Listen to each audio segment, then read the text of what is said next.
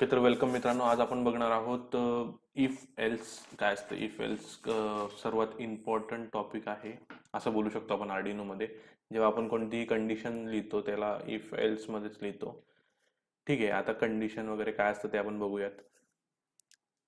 If else लिहिण्यासाठीचा syntax तुम्हाला आधी सांगून देतो. इफ आपण लिहितो, त्याच्यामध्ये ब्रॅकेट देतो आणि कंडिशन लिहितो इथे. ठीक आहे, आणि त्याच्यानंतर ब्रॅकेट देऊन इथे आपला जोही आपल्याला कोड लिहायचा असेल तो लिहितो. ओके, तर आता काय असतं याच्यामध्ये की याच्यामध्ये काही कंडिशन आपण लिहितो, तर ही कंडिशन जेव्हा ट्रू होते, ठीक आहे, जेव्हा ट्रू होते तेव्हा आपला जो कोड ब्लॉक असतो तो हा कोड ब्लॉक असतो. ठीक आहे, तेव्हा हे दोन जे ब्रॅकेट्स तुम्हाला दिसत आहे त्याच्यामध्ये कोड आपण लिहितो. जेव्हा ट्रू झाल्यानंतर आपल्याला काय करायचं ते आपण याच्यामध्ये लिहितो. ठीक आहे, आणि जर याच्यातली जी कंडिशन आहे ती फॉल्स झाली तर आपण ते एल्स मध्ये लिहितो. ओके, इथे तुमचा फॉल्सचा कोड येईल. म्हणजे फॉल्स झाल्यानंतर तुमचा कोड काय जावं राहायला पाहिजे, तुम्हाला काय करायचं ते आहे. ठीक आहे, सिम्पल आहे. आता तुम्हाला सांगून देतो एक एक्झाम्पल.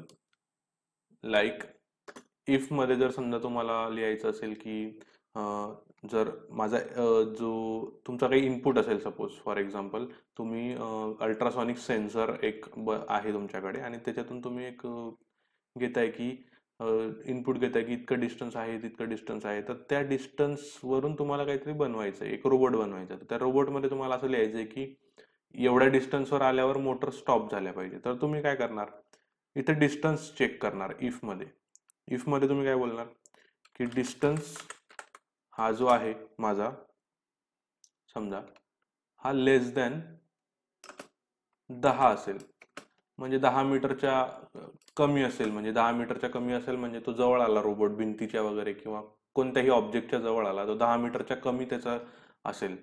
ठीक आहे, तर आता काय झालं, सपोज आता तुमचा रोबोट आला जवळ आणि त्याचं जे डिस्टन्स आहे, डिस्टन्स हा एक आपला व्हेरिएबल आहे, याच्यामध्ये आपण डिस्टन्सची व्हॅल्यू स्टोअर करू. ठीक आहे, व्हेरिएबल तुम्हाला मी शिकवलेलंच आहे ऑलरेडी.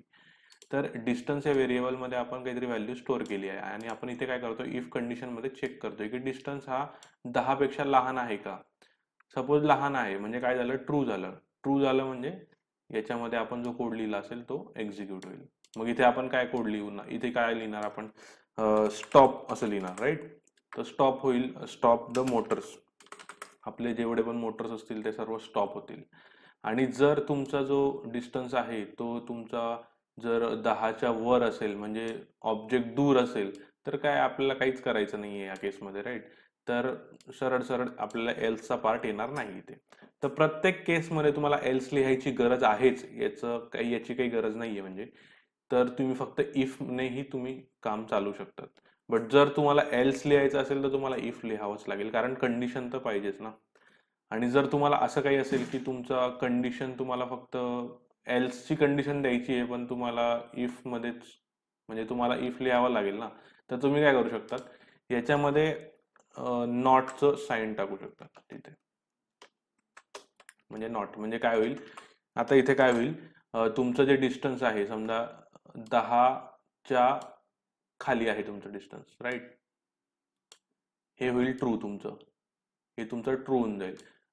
मग नॉट ट्रू जर केलं आपण, हे नॉटचं जे साईन टाकलंय याचं तुमचं ट्रू झालं तर तुमचं फॉल्स होऊन जाईल. तर ते इथे एल्स तुम्ही लिहिला नाही तर ते काहीच होणार नाही. इथे जर तुम्ही फॉल्स झालं तुमचं, म्हणजे तो डिस्टन्स जो आहे तुमचा 10 पेक्षा जास्त आहे, म्हणजे इथे फॉल्स झालं. नॉट फॉल्स म्हणजे ट्रू होईल. तर इथे तुम्ही काहीही लिहू शकता की रन मोटर असं काहीतरी लिहू शकता तुम्ही, है ना. तर तुम्ही असं उलटी कंडिशन तुम्हाला लिहायची असेल तर तुम्ही फक्त इथे नॉटचं साईन टाका, सरळ सरळ तुमची कंडिशन जी आहे ती उलटी होऊन जाईल. ठीक आहे, तर तुम्हाला एवढं काही करायची गरज पडणार नाही. इफ तुम्हाला समजलं असेल. आता एल्सचं तुम्हाला एखादी एक्झाम्पल देऊन देतो. जसं लाईक तुम्हाला इथे हेच एक्झाम्पल देतो. इथे स्टॉप, जर समजा तुम्ही स्टॉप मोटर केलं, जर 10 पेक्षा कमी असेल तर तुम्ही स्टॉप केला, आणि जर तुम्हाला 10 पेक्षा जास्त असेल तर तुम्हाला रन मोटर, म्हणजे मोटर तुमची चालली पाहिजे, है ना. तर असं काहीतरी तुम्ही इफ एल्स मध्ये सुद्धा बनवू शकतात. आता एक अजून कंडिशन येते की तुम्ही इफ एल्स बरेच तुम्हाला 2-3 कंडिशन्स तुम्हाला चेक करायचे असतात, तर त्या केसमध्ये तुम्ही इफ एल्स इफ असं यूज करू शकतात.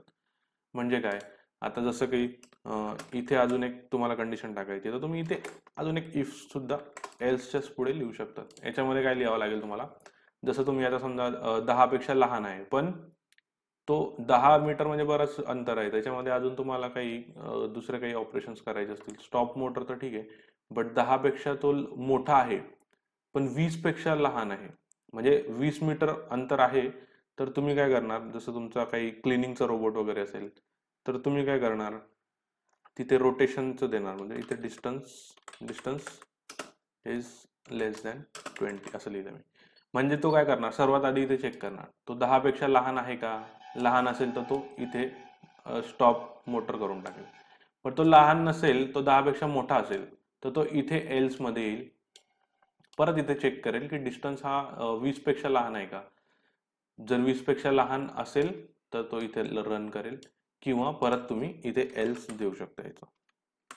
ठीक आहे, याला बोलतो आपण इफ एल्स इफ. म्हणजे तुमच्याकडे 3-4 कंडिशन्स असतील तर तुम्ही त्या प्रकारे असं लिहू शकता.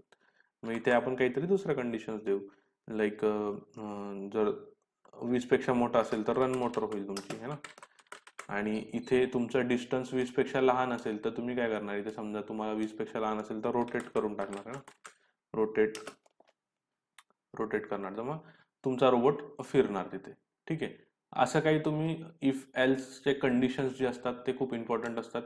बरेच रोबोट्समध्ये तुम्हाला काही कंडिशन्स लावून काही स्पेसिफिक कंडिशन्सवर काहीतरी टास्क करायचे असतात, तर त्यावेळेस तुम्हाला हे खूप इम्पॉर्टंट असतं. तर इफ एल्स हे तुम्ही एकदा बघा आणि त्याची प्रॅक्टिस करा, बघा तुम्ही तुमच्या आर्डिनोवर, आणि तुम्हाला समजेलच. आणि तुम्ही जसं प्रॅक्टिस करणार तसं तुम्हाला येईल ते, कारण हे लगेच तुम्हाला एका लेक्चरमध्ये येण्यासारखी गोष्ट नाही आहे, थोडं प्रॅक्टिस तुम्हाला करावीच लागेल. ठीक आहे, तर या व्हिडिओसाठी एवढंच. आपण पुढच्या व्हिडिओमध्ये स्विच केस काय असतं ते बघूया.